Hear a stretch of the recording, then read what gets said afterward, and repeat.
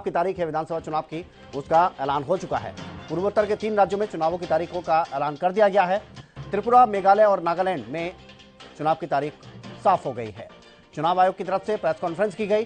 त्रिपुरा में 16 फरवरी, मेघालय और नागालैंड की अगर बात की जाए तो यहाँ की तारीख भी साफ हो गई। 2 मार्च को आपको बता दें नतीजे आ जाएंगे।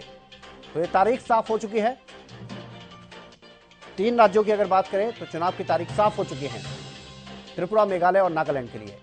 मेघालय और नागालैंड में 27 फरवरी को वोटिंग होगी और त्रिपुरा में आपको बता दें इससे पहले वोटिंग होगी 16 फरवरी को। और तीनों ही राज्यों की अगर बात करें तो 2 मार्च को नतीजे भी आ जाएंगे। तो अब ये जो तीनों राज्य हैं वो चुनावी मोड में नजर आने वाले हैं।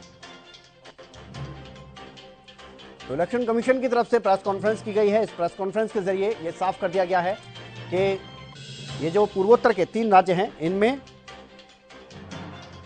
फरवरी की अगर बात की जाए तो आखिर में चुनाव होंगे।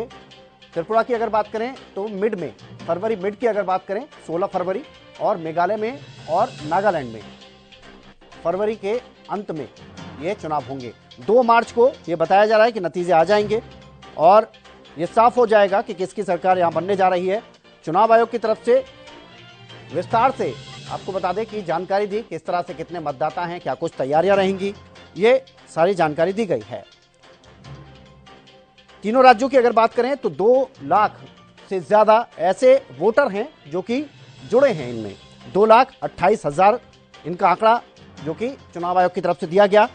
और साथ ही आपको बता दें कि तीनों राज्यों में 60-60 विधानसभा सीटें हैं।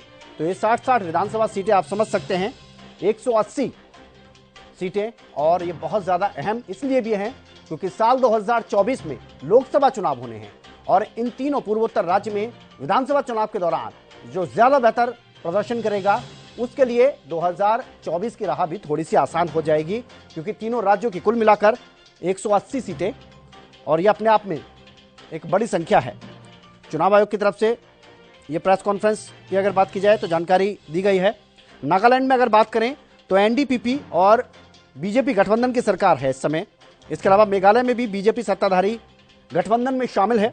तो ये 2 जगह तो क्लियर है और ये साफ हो गया है कि 2 तारीख को नतीजे आ जाएंगे और ये जो 180 सीटें हैं उसमें कितनी सीटें किसके पास गई और किसने सरकार बनाई।